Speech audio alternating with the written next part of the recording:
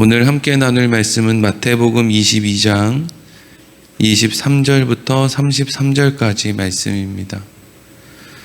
마태복음 22장 23절부터 33절까지 말씀 같이 읽겠습니다. 부활이 없다 하는 사두개인들이 그날 예수께 와서 물어 이르되 선생님이여 모세가 일렀으되 사람이 만일 자식이 없이 죽으면 그 동생이 그 아내에게 장가들어 형을 위하여 상속자를 세울지니라 하였나이다.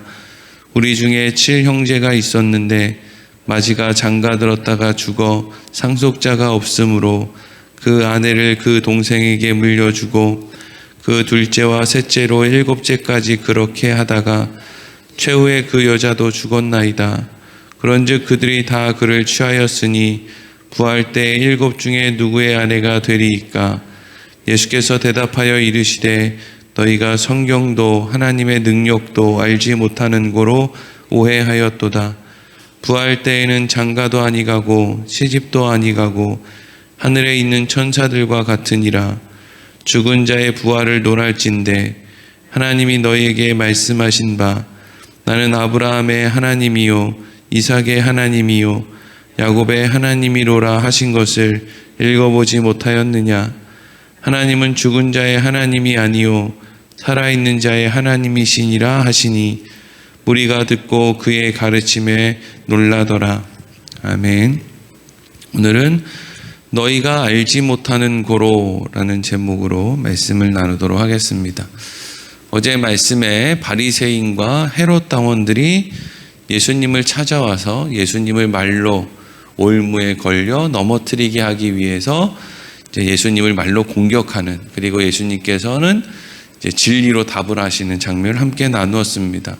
그리고 이어지는 말씀은 마치 예수님을 올무에 걸려 넘어뜨리게 하려고 줄을 서 있는 것처럼 바리새인 또 헤롯 당원 가고 나니까 그 다음 순서인 이제 사두개인이 와서 또 말을 가지고 예수님을 이제 넘어뜨리려고 하는 그런 장면이 오늘 본문의 말씀이죠.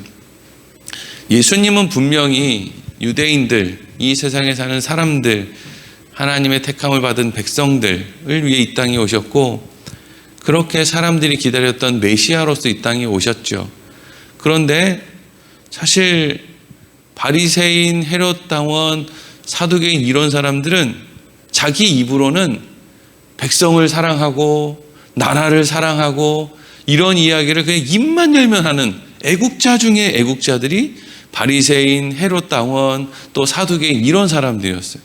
근데 예수님도 이 땅에 백성들을 사랑해서 오셨고 또 바리새인, 헤롯 당원, 사두개인들도 입만 열면 백성들을 사랑한다고 하는데 이 사람들이 예수님을 말의 올무에 걸려서 넘어뜨려서 죽이려고 한다? 그러면 예수님이 뭔가를 잘못하고 있거나 아니면 이 사람들이 지금 뭔가를 잘못하고 있거나 둘 중에 하나죠. 둘 중에 하나는 진짜로 백성들을 사랑하는 게 아닌 거예요.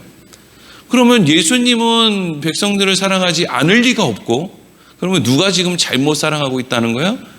바리새인, 헤롯 당원, 사두개인 이런 사람들이 백성들을 사랑한다, 백성들을 위한다, 나라를 위한다라고 하는 그 말이 사실은 거짓말인 거죠. 여러분, 사람이 이 사랑이라는 말을 얼마나 함부로 사용하는지 몰라요. 그냥 뭐 고객님도 사랑하고 부부간에도 사랑하고 자식도 사랑하고 요즘에 그냥 말만 열면 다 사랑한대요. 근데 여러분, 그 사랑이라는 게 그냥 상대방의 어떤 이익을 얻기 위해서 꺼내놓는 게 그게 사랑이라고 할 수 있겠습니까? 오늘날 얼마나 많은 사람들이 다 사랑한대요. 얼마 전에 어린이날 때 저기 그 구두레 공원에 애들 데리고 가가지고 바람 쐬는데 거기 이번에 그 군수 출마하신 분이 제 손을 꼭 붙잡고 아유 사랑합니다 이러더라고요. 아유, 왜 나를 사랑해? 뭘 사랑해? 참. 근데 그렇게 날 사랑하는데 날 사랑해서 이 땅에 오신 예수를 말의 올무에 걸려 넘어뜨려서 죽이려고 한다? 그러면 사랑하는 게 아닌 거죠. 이용하는 거죠. 이용하는 거. 다 사람들이 이용해요. 여러분, 세상 사람은 다 세상 사람을 이용해요. 그러니까 저 이용하는 사람들 때문에 너무 마음 상할 것도 없고 감정 쏟을 것도 없어요. 그냥 세상은 그런 거예요. 바리새인도 그런 거고 헤롯 당원, 사두개인 다 그냥 그런 거예요. 다 자기를 위해 사는 거죠. 그런데 오늘 이제 사두개인이 예수님 앞에 나왔는데 이 사두개인에 대한 이제 어떤 사건에 대한 이야기에 앞서 사두개인의 특징에 대해서 오늘 23절 말씀이 이렇게 기록하고 있습니다. 23절 같이 읽겠습니다. 시작. 부활이 없다는 사두개인들이 그날 예수께 와서 물어 이르되 아멘. 이 사두개인들의 특징은 뭐를 없다고 한대요? 부활이 없다 이렇게 얘기한다는 거예요. 부활이 없다는 건 다른 말로 하면 천국이 없다, 천사도 없다, 영적인 것 없다, 이 세상의 것이 전부다 라고 하는 생각을 가진 사람들이 누구냐? 사두개인들이라는 거예요. 참 이것도 재밌는 일이죠. 유대인들이 그 이스라엘 사람들이 죽으면 천국 간다 뭐 이런 어떤 마음을 가지고 살았을 것 같은데 이 사두개인들이 당시 유대인들의 최고의 의결 기관이었던 산헤드린 공의회라고 불리우는 그곳에 약 70명 넘는 그런 원로들이 있었는데 이 사람들 중에 대부분의 사람들이 사두개인들이었어요. 그러니까 유대인들이 세운 그 지도자들 그룹 가운데 대부분의 사람들은 천국도 없다, 부활도 없다, 천사도 없다 그런 주장을 하고 살았다는 거예요. 이 사람들은 사독이라고 하는 그 솔로몬 때 세워진 그 제사장의 자기들은 후예들이라고 불러서 사독의 후예라고 그래서 사두개인이라고 불렸는데 이 사람들이 믿는 거는 오직 모세 오경밖에 없었어요. 그러니까 모세 오경만 진짜 성경이고 그 외에 뭐 시편이나 아니면 뭐 잠언, 전도서 아니면 예언서 이런 거 다 아니야. 우리는 모세 오경만 믿는 거야 라고 하는 주장을 가지고 있었는데 모세 오경 안에 천국 나오냐? 이제 이런 주장인 거죠. 모세 오경에 천국 안 나오잖아. 우리는 그 천국 모세 오경에 안 나오기 때문에 안 믿어. 이렇게 이제 주장을 하는 것이 사두개인들이었어요. 그러면 이 사두개인들은 천국도 없다, 부활도 없다. 그러면 이 사람들은 하나님을 믿는 목적이 뭐겠어요? 이 세상에서 하나님을 믿어서 잘 먹고 잘 살자. 이게 사두개인들의 이 세상의 신앙의 목적이었어요. 근데 이게 유대인들의 대부분의 지도자들이 사두개인 출신이었다는 것은 결국 유대인들도 무엇에 관심이 있었다는 거예요? 천국, 뭐 내세, 부활 여기에 관심 있는 게 아니라 이 사두개인들처럼 어떻게 하면 하나님을 잘 믿어서 이 땅에서 잘 먹고 잘 살까? 이게 대부분의 유대인들의 관심이었고 그러니까 예수님이 메시아로 오셨다고 저 능력 있는 분이 오셨다고 하니까 자기들이 그렇게 소원하고 있는 이 땅에서 잘 먹고 잘 사는 거 이루어주기 위해서 오셨나 보다. 그런 생각으로 호산나 다윗의 자손 예수여 종려나무를 흔들고 자기 겉옷을 깔고 했던 그 이유가 이제 우리 이 땅에서 잘 먹고 잘 살 것 같다 라고 하는 생각이 있었기 때문이라는 거예요. 그래서 이 사두개인들이 예수님을 이제 찾아왔다는 거예요. 부활도 천국도 믿지 않는 그 사람들이. 여러분 오늘날 그리스도인들은 부활을 믿고 천국을 믿을까요? 관심이 있을까요? 천국에 대해서? 뭐 죽은 다음에 가면 좋고 뭐 안 가도 뭐 그때 뭐 사람들 안 가봤으니까 뭐 죽은 다음에 일에 대해서 뭐 중요한가? 당장에 지금 내 코앞에 닥쳐 있는 상황을 극복하는 게 문제지. 뭐 영원한 하나님의 나라, 부활 뭐 이런 게 뭐 그렇게 크게 중요한가? 이런 생각을 가지고 교회에 나오는 사람들이 많죠. 교회 애초에 처음 나올 때 대부분 교회 처음 나올 때 뭐 때문에 나옵니까? 이 세상 고민 갖고 나오지 영생의 고민 갖고 교회에 나오는 사람이 어디 있어요? 근데 이 세상의 고민 뭐 물질 아니면 건강 뭐 무슨 자녀들이나 어떤 관계 이런 것 때문에 답답한 마음 가지고 교회에 나와서 하나님 앞에 그냥 기도도 하고 그렇게 하는데 결국에는 그 신앙이 점점 자라야 된단 말이죠. 근데 이게 점점 자라는 게 아니라 마치 삐뚤어진 청소년같이 자라서 어떻게 하면 부모를 더 잘 이용해 처먹나 이리로 가면 안 된단 말이죠. 근데 신앙생활을 자꾸 그리로 가려고 하는 사람들이 있어요. 처음에는 필요하다는 거, 하나님 나 좀 이것 좀 채워주세요, 살려주세요 이렇게 하다가도 나중에는 하나님이 나 같은 사람을 왜 그렇게 기도를 들어주셨나, 내가 자격이 없는데 뭘 가르쳐 주시려고 하는가, 예수님이 이 땅에 왜 오셨나, 하나님께서 우리를 위해 만들어내시려고 하는 게 있구나, 사람이 고난을 통해서 하나님을 발견하는 거구나, 이리로 이제 점점 성장해 가는 거거든요. 근데 이게 어느 사람들이 교회에 나와서 기도에 응답을 받았다라고 하는 그 말을 듣고 그러면 나도 그렇게 기도해서 응답받아야지, 여기에서 신앙 수준이 멈춰 있는 사람들이 아주 많이 있다는 거예요. 아주 많이. 그러니까 여러분, 그렇게 신앙생활이 멈춰 있는 사람은 자꾸 불만이 쌓여요. 신앙생활을 할 때 하나님, 내가 뭐가 부족해서, 내가 저 사람보다 뭐가 부족해서 나는 왜 이런 기도가 응답이 안 되고, 저 사람은 신앙생활 대충 하는 것 같은데 뭐가 장사도 잘 되고 자식들도 잘 되고 도대체 이게 뭡니까? 이렇게 해답이 없는 신앙생활을 할 수밖에 없다는 거예요. 사두개인들이 예수님께 물어요. 아주 유치한 질문을 하나 해요. 24절부터 28절입니다. 시작. 선생님이여, 모세가 일렀으되 사람이 만일 자식이 없이 죽으면 그 동생이 그에게 장가들어 형을 위하여 상속자를 세울지니라 하였나이다. 우리 중에 7형제가 있었는데 마지가 장가들었다가 죽어 상속자가 없으므로 그 아내를 그 동생에게 물려주고 그 둘째와 셋째로 7째까지 그렇게 하다가 최후에 그 여자도 죽었나이다. 그런즉 그들이 다 그를 취하였으니 부활 때에 7 중에 누구의 아내가 되리까? 아멘. 사두개인들은 모세 오경만 믿으니까 이제 모세 오경 안에 있는 것을 근거로 예수님께 이제 시비를 거는 거예요. 자기들이 생각했을 때 이 사람들이 생각은 뭐가 없다는 거예요? 천국도 부활도 없다. 이게 이제 그 사람들의 생각이라는 거잖아요. 그러니까 이 사람들은 성경을 볼 때 뭘 중심으로 보느냐? 어떻게 하면 모세 오경 안에서 부활이, 천국이 없다고 하는 것을 증명해낼 수 있나? 요거를 발견하기 위해서 성경을 보는 거예요. 그러니까 이 사람들은 지금 무엇을 지금 찾는 거예요?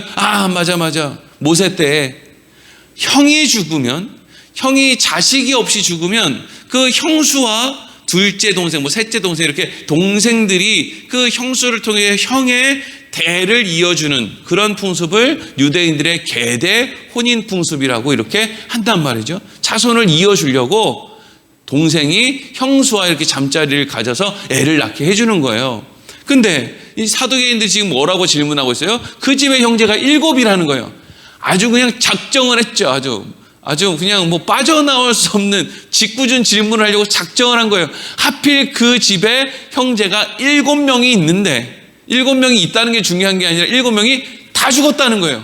첫째부터 계속 죽는 거예요. 그러니까 이 첫째 형의 형수는 지금 자식을 이으려고 둘째 형, 셋째 형, 넷째, 다섯째, 여섯째, 7째랑 다 잠자리를 했다는 거예요. 애는 못 낳나 봐요. 그러니까 계속 이렇게 자꾸 애가 나왔으면 이제 더 이상 대를 이었으니까 상관이 없을 텐데 애는 안 나오고 계속 형제들이 죽는 거예요. 이제 예를 그렇게 들었어요. 지금 사두개인들이 일부러. 그러니까 부활은 없는 게 분명하다. 이걸 증명하려고. 그랬더니 그러면서 뭐라 그래요? 예수님, 그러면 부활이라는 게 진짜 있으면, 그래서 나중에 다 어디 가서 만난다 그러면 이 여자는 도대체 첫째 남자의 아내입니까? 둘째의 아내입니까? 셋째, 넷째, 다섯째, 여섯째, 7째의 아내입니까? 이러고 이제 묻는 거죠. 보세요. 대답하기 어렵죠. 이런 상황에서 부활이 있다? 그럼 이거 상황이 이상해지는 겁니다. 그러니까 부활이 없는 게 맞죠. 했더니 그 이야기를 듣고 예수님이 뭐라고 하세요? 29절 읽겠습니다. 시작.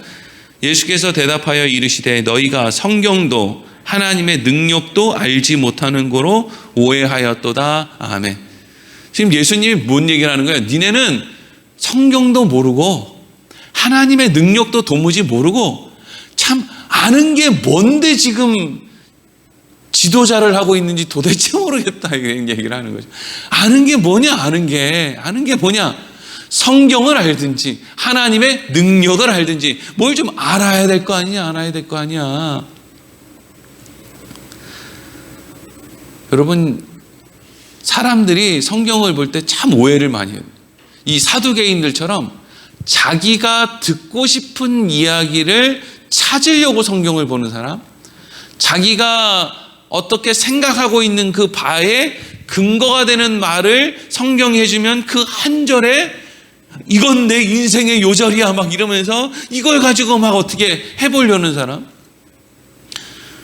여러분, 성경은 늘 볼 때 앞에 무슨 얘기가 있고 뒤에 무슨 이야기가 있고 그래서 지금 어떤 이야기를 하는구나, 이렇게 이제 이 전체적인 흐름을 알지 못하고 하나의 말씀만 딱 꼽아가지고 그걸 뭐 내 주제, 내 인생의 요절로 삼는다? 여러분, 그 말씀이 우리 인생의 우상이 됩니다. 내게 능력 주시는 자 안에서 내가 모든 것을 다 할 수 있다. 이거 액자에 딱 걸어 놔보세요. 이게 우상이죠. 왜? 내게 능력 주시는 자 안에서 내가 모든 걸 다 할 수 있다는 것은 나는 평생 거지로 살아도 상관이 없습니다. 이게 고백이거든요. 이게 사실 성경이 이야기하는, 바울이 이야기하는 핵심이거든요. 근데 사람들이 그런 생각을 가지고 액자에 그 말씀을 꼽아 놓습니까? 아니란 말이죠. 눈이 뒤집혀서, 욕망의 눈이 뒤집혀서 내게 능력 주시는 자 안에서 나는 다 할 수 있어. 사업도 성공할 수 있고 이것도 잘할 수 있고 저것도 잘할 수 있어. 막 그냥 욕망의 눈이 희번덕거린단 말이죠. 그런 건 성경을 모르는 거죠. 하나님을 모르는 거예요. 그리고 사실 이제 뭐 뒤에서도 이야기하겠지만 성경을 안다, 하나님의 능력을 안다라는 것은 결국 나를 사랑한다. 성경을 안다는 건 하나님이 나를 사랑한다는 걸 아는 것이고, 또 하나님의 능력을 안다는 것은 나를 사랑하시는 그 하나님이 나를 위해서 못할 것이 없다. 이걸 아는 게 여러분 성경을 아는 것이고 하나님의 능력을 아는 거예요. 하나님이 우리를 온전하게 만들기 위한 방법으로 아들 예수를 십자가에 매달아 죽였단 말이죠.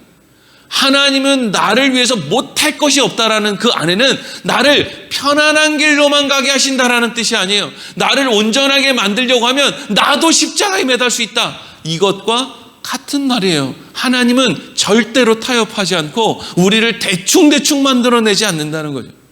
나를 사랑하기 때문에 그 능력으로 우리를 힘들고 어려운 상황으로 끌고 갈 수 있다는 거예요. 욥처럼 말이에요. 욥처럼. 욥이 하나님이 자기가 하나님의 자식인 걸 모르고 맨날 하나님의 종인 것처럼 아이고 하나님 무서워, 내가 하나님한테 늘 잘해야 하나님과의 관계가 유지될 텐데, 이러니까 하나님이 어떻게 해요? 너는 내 자식인데 맨날 생각하는 게 왜 내 종인 것처럼 자꾸 그러냐? 그러니까 내가 내 자식이라는 걸 가르쳐줘야지. 그거 가르쳐주려고 욥한테 한 것 좀 보세요. 다 죽이고 막 다 뺏고 아주 그냥 생명의 끈 하나만 남겨놓고 그냥 달랑달랑 매달아 놓고, 그래가지고 결국 뭘 알게 하는 거예요? 내가 하나님의 자식이구나. 그걸 알게 한단 말이죠. 근데 사두개인들은 그런 관심이 없어요. 그냥 하나님 앞에 잘 보이면 이 세상에서 돈 많이 벌고 유익 얻고 오래오래 건강하게 살고 뭐 그거면 되는 거 아니냐, 그런 마음인 거죠. 그러니까 너희는 성경도 모르고 너희는 하나님의 능력도 알지 못하는구나. 그래서 이어서 예수님이 30절부터 33절까지 이렇게 말씀하세요. 읽겠습니다. 시작. 부활 때에는 장가도 아니가고 시집도 아니가고 하늘에 있는 천사들과 같으니라. 죽은 자의 부활을 논할진대 하나님이 너희에게 말씀하신 바 나는 아브라함의 하나님이요 이삭의 하나님이요 야곱의 하나님이로라 하신 것을 읽어보지 못하였느냐. 하나님은 죽은 자의 하나님이 아니요 살아있는 자의 하나님이시니라 하시니 무리가 듣고 그의 가르침에 놀라더라. 아멘. 여러분, 성경을 읽어도 또 설교 시간에 설교를 많이 들어도요, 자꾸 이제 내가 해석하고 싶은 대로 성경을 해석하고 내가 성경 볼 때 내 눈에 보이는 대로 내가 그 시간에 이해되는 대로 자꾸 이제 성경을 받아들이는 경향들이 있어요. 이제 방금 읽었던 30절부터 33절까지의 말씀도 사실 이게 그냥 집에서 혼자 읽으면 이게 뭔 내용이지? 이렇게 그냥, 아니면 오해하는 내용을 자기가 오해해서 생각하는 내용인데 그걸 성경의 내용이라고 쉽게 받아들이는 때도 있는 거예요. 자, 30절부터 말씀을 보면 예수님 뭐라고 합니까? 부활 때에는 장가도 안 가고 시집도 안 가고 하늘에 있는 천사들과 같다. 죽은 이후에는 하나님의 나라에 가면 거기에는 부모도 자식도 형제도 이웃도 예를 들면 김씨 집안 모임, 이씨 집안 모임, 배씨 집안 모임 이런 게 있다고 하는 거예요? 없다는 거예요? 없어. 천국에 가가지고요 이 세상을 바라보면서 아유 내 새끼들 천국 가야 되는데 우리 애들 천국 못 가고 죽으면 어떡하지? 이러고 천국에서 그냥 노심초사하고 전전긍긍하고 이런 일은 천국에 있어요 없어요? 없어요. 천국은요 요것만 있어요. 하나님이 다 알아서 잘 하시는 거지 뭐.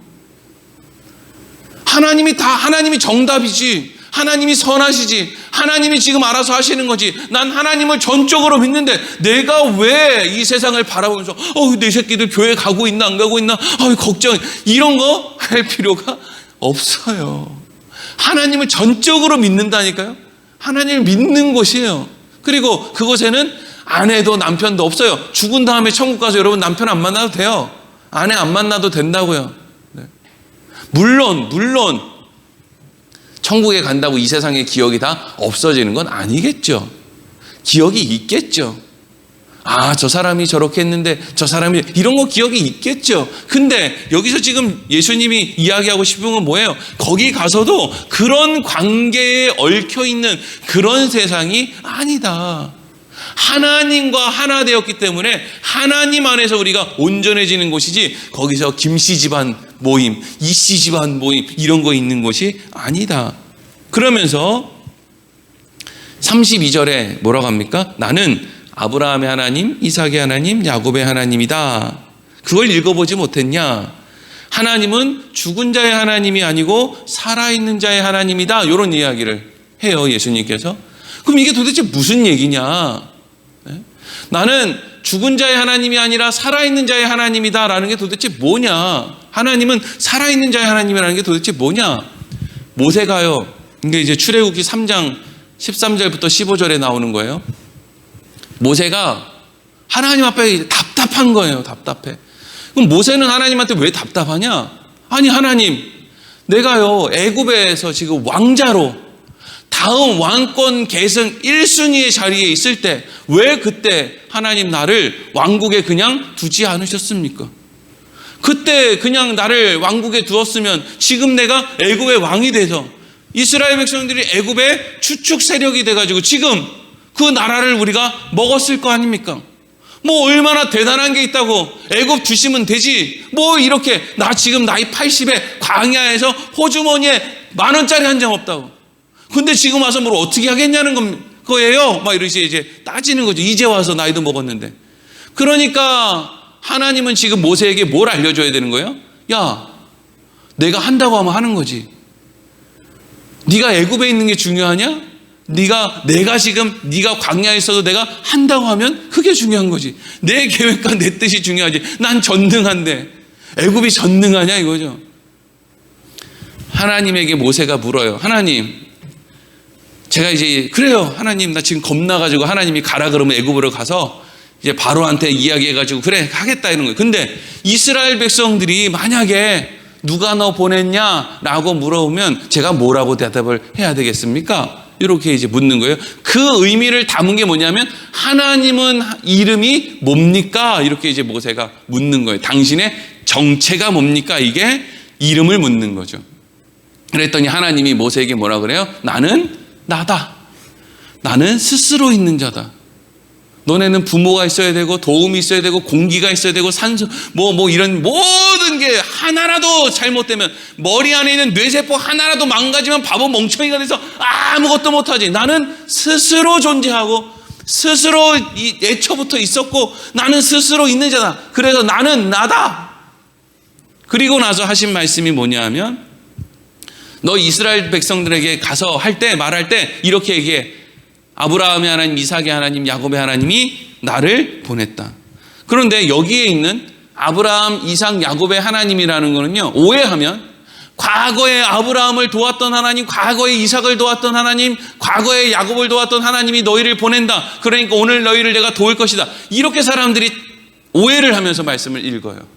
근데 사실 이 말씀은 무슨 이야기냐면요, 아브라함을 처음 불렀을 때부터 지금 이 순간에도 나는 아브라함의 하나님이고, 이삭을 불렀을 때부터 지금 이 순간까지, 야곱을 불렀을 때부터 지금 이 순간까지 너네는 눈에 아브라함이, 이삭이, 야곱이 죽어서 안 보여서 없어진 것 같아서 지금 모를진 모르겠지만 지금 나는 너희들의 눈에는 죽었다고 생각해서 지금 부활한 상태로 있는 그 아브라함, 이삭, 야곱 현재에도 나는 아브라함과 이삭과 야곱의 하나님이야. 요 뜻이란 말이에요. 그러니까 나는 얼마나 너희들을 완전하게 책임지느냐, 너희를 이 세상에서 뿐만 아니라 영원한 세상에서까지 나는 너희를 책임지는 하나님이야. 그러니까 너희가 이 세상에서 사는 거가 끝이면은 너를 40살에 애굽에 그냥 왕시키면 됐지. 근데 나는 너희를 영원한 세상으로도 인도해야 되기 때문에 너를 80에 지금 인도해내고 있는 거야. 이게 그 내용 안에 있는 말씀이란 말이죠. 그러면 지금 예수님은 그 말씀을 인용해서 지금 부활은 없다고 하는 그 사두개인들에게 뭘 이야기하고 싶은 거예요? 부활이 없다고? 하나님은 죽은 자의 하나님이 아니라 산 자의 하나님이야. 여기서 죽은 자의 하나님이 아니라는 말은 뭐냐면 이 사람들은 생각하는 거예요. 죽으면 끝이지 뭐. 죽은 다음에는 하나님이 뭔 필요했어? 많은 그리스도인들도 그렇게 읽을 거예요. 죽은 자의 하나님이 아니라 산 자의 하나님이다. 이걸 죽은 사람에 대해서는 관심 끄고 하나님은 살아있는 사람이 하나님이니까 우리는 하나님 잘 믿으면 되지. 뭐 죽은 자의 하나님은 관심이야. 이런 식으로 받아들이는데 이 말은 그 말이 아니라 하나님은 산자의 하나님이라는 것은 하나님 눈에는, 우리 눈에는 죽은 자로 보이는 그 사람도 하나님 눈에는 뭘로 보여요? 산자로 보인다는 거예요. 그러니까 여러분 지금 지옥에 있는 사람, 지금 천국에 있는 사람, 죽어서 땅에 묻혀 있는 사람, 이 모든 존재들은 하나님의 백성 아니에요? 하나님 거 아닙니까? 이거 다 하나님 거잖아요. 천국 가고 지옥 가면 이제 지옥 가면 더 이상 하나님 거 아니에요? 다 하나님 거란 말이죠. 그러니까 우리는 죽으면 하나님이랑 관계없다고 생각하는데 성경이 이야기하고 있는 건 뭐냐면 하나님은 모든 것들의 하나님인데 그 모든 것들은 하나님 앞에서 다 살아있다. 니네들 눈에는 살아있는지 죽었는지 구분이 되지만 하나님 눈에는 지금 다 살아있다. 아브라함도 살아있고 이삭도 살아있고 야곱도 살아있다라는 거예요. 그래서 오늘 마지막 말씀에 뭐라고 해요? 32절에 이렇게 하죠. 하나님은 죽은 자의 하나님이 아니요 살아있는 자의 하나님이시라 하시니 33절에 무리가 듣고 그의 가르침에 놀라더라. 이렇게 이야기를 하죠. 이런 생각도 못하는 거예요. 그냥 죽으면 다 끝이라고 생각하는 거예요. 하지만 하나님은 이 시간에도 지금 아브라함의 하나님으로 계시고 아브라함은 지금 이 시간에도 살아있는 거죠. 우리와 공간만 다를 뿐이에요. 오늘날 사람들이 성경을 볼 때 이런 식으로 이제 봐요. 내가 생각하고 있는 것이 맞는 건지 맞지 않는 건지 고민이 없어요. 그래서 그냥 그 교회 목사 수준으로 전해지는 말씀이 그냥 그 교회 성도들이 가지고 있는 성경의 수준이거나 아니면 그나마도 관심이 없어서 그냥 성경에 대해서 하나님에 대해서 도무지 알지 못하는데 그냥 내가 어렸을 때 성경학교 때 아니면 어디 뭐 우연히 라디오 켰는데 들어지는 몇 마디 거기에 그냥 관심을 집중해서 아이고 그런 거구나 이러고 그냥 성경을 다 아는 것처럼 착각을 하고 산단 말이죠. 그리고 실질적으로는 하나님도 알지 못하고 성경도 알지 못하고 하나님의 능력도 알지 못하는 그런 삶을 산다는 거예요. 사두개인들이 예수님께 한 질문, 그리고 예수님이 그들에게 한 답변, 그리고 그 말을 듣고 많은 사람들이 놀라요. 와, 이렇게 놀라운 가르침이 있다니. 근데 여러분 중요한 것은 그렇게 가르쳐 준다고 해서 그 말씀을 듣고 놀랐다고 해서 그때 당시에 사람들이 달라지는 게 있었나요? 달라지는 게 없었어요. 예수를 십자가에 못 박고 바라바를 풀어주십시오. 이거 했던 사람들이 다 왜 그렇게 그러면 예수를 십자가에 못 박고 바라바를 풀어주라 그래요? 이것도 다 돈 때문이거든요. 예수 때문에 우리가 굶어 죽게 생겼어. 당시 예루살렘에 그 사람들이 종교활동하기 위해서 예루살렘에 찾아왔을 때 그 사람들 이용해서 먹고 사는 사람들이 2만 명이 넘었다는 거예요. 그 사람들은 지금 예수를 죽여야 되는 거예요. 안 그러면 나 못 벌어먹고 산다는 거예요. 꼭 예수를 따르는 무리들이 적극적으로 예수님을 죽이는 데 앞장섰다는 것도 물론 볼 수 있지만 그것보다 더 강력하게 앞장섰던 사람들은 다 예루살렘에서 먹고 살기 위해서 예수를 십자가에 못 박아야 되는 사람들이 아주 많은 사람들이 주축이 되는 거죠. 그러니 여러분, 대부분의 사람들은 자기 유익을 위해 하나님을 믿고, 대부분의 사람들은 말을 해도 못 알아듣고, 대부분의 사람들은 애초에 관심이 없고, 관심 좀 있는 사람들은 오해해서 자기 하고 싶은 말 하기 위해서 성경을 읽고, 그러니 하나님이 이 땅에 예수를 보내서 십자가에 죽여 막힌 담을 허물고 그 성령을 이 땅 가운데 우리 안에 보내주시지 않으면 우리가 어떻게 그 예수를 관심이나 갖고 알고 믿는 일을 할 수가 있느냐는 거예요. 하나님께서 우리를 구원하시기 위해서 예수를 이 땅에 보내주셨다. 십자가에 죽으셨다. 그것도 물론 놀라운 하나님의 은혜지만 그것보다 또 그것만큼이나 더 대단한 하나님의 은혜는 뭐냐면 하나님과 예수님 사이를 온전히 소통하게 만드는 그 성령을 우리에게 허락해 줬다는 거예요. 우리는 성령이 없으면 이 사두개인, 또 놀라운 말씀이라고 고개를 끄덕이지만 결국에는 아무런 관심이 없는 이 당시 무리들, 이 사람들이랑 우리는 요만큼도 차이가 없을 거예요. 근데 오늘날 우리가 이 말씀을 듣고 그런 거구나, 그래서 예수님이 이 땅에 오셨구나 라는 걸 아는 것은, 그런 마음이 생기는 것은 우리 안에 성령이 있기 때문에 가능하다 하는 것이죠. 여러분, 오늘 하루를 살 때에도 내가 성경을 알고 하나님의 능력을 알고 내 안에 성령이 있구나, 성령이 나를 가르치시는구나 라고 하는 마음으로 오늘 하루를 또한 믿음으로 살기를 소망합니다. 기도하겠습니다.